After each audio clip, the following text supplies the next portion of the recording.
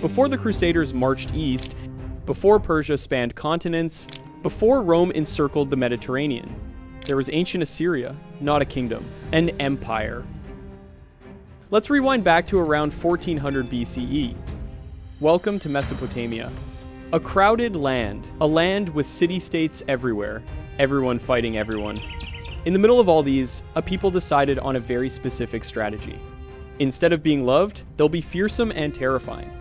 At first, Assyria is a small city along the Tigris River in modern-day Iraq. The city is called Ashur. Nothing special. Around 1300 BC, a high priest named Ashur-uballit I was given the title of the king. By initiating regular military campaigns, he oversaw Assyria's transition from a city-state to a territorial state governed by one centralized administrative system. But then, the Assyrian king figures something out. If you conquer quietly, people rebel. But if you conquer loudly, people behave, so he conquer loudly. Very loudly, Assyrian armies are full-time soldiers, not farmers. Iron weapons, siege engines, disciplined formations. They don't just defeat cities, they display the defeat. Breached walls, executed leaders, populations deported. He conquered many places, cultures, and peoples. And then comes the message carved in stone. Literally. Assyrian brutality show enemies being flayed alive, impaled, and beheaded. This isn't hidden, it's advertised. The message is simple. Resist us, and this is you. Absolute brutality. Seeing this, cities surrender before the army even arrives. Assyria expands fast. Very fast. It expands under the rule of kings like Ashur-Nasir-Pal II, Tiglath-Pileser III, and Sennacherib. The empire stretches from Egypt to Persia. That's huge. To manage this, the Assyrians invent something revolutionary. An administrative empire.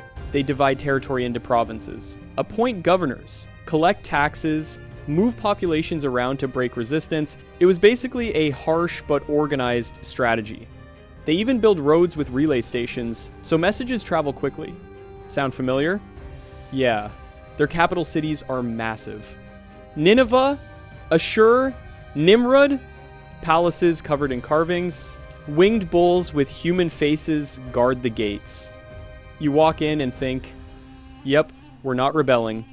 Despite their reputation, the Assyrians aren't mindless brutes. They value knowledge.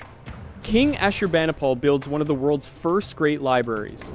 Thousands of clay tablets. Science, medicine, myths, the Epic of Gilgamesh. For the next 150 years, Assyria extended its reach and thrived. But here's the problem with ruling through fear. You make no friends, none. When Assyria is strong, everyone obeys. When Assyria weakens, everyone waits. And eventually, the cracks appear. Too many wars.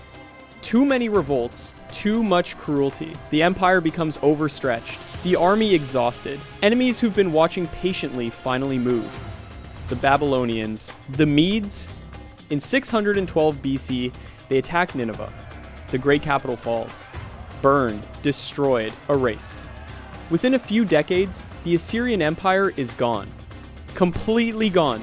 No continuation. No eastern half, no rebirth. Just ruins. For centuries, people forget Assyria even existed. Its cities are buried under sand. Its kings erased from memory until archaeologists dig them back up. And suddenly the world realizes something. The Assyrians weren't just monsters, they were pioneers. Standing armies, provincial rulers, psychological warfare. They built the blueprint and later empires perfected it. So yes, the Assyrians ruled through terror. But terror built the first true empire the world had ever seen. And like all empires built on fear alone, the moment fear faded, everything collapsed.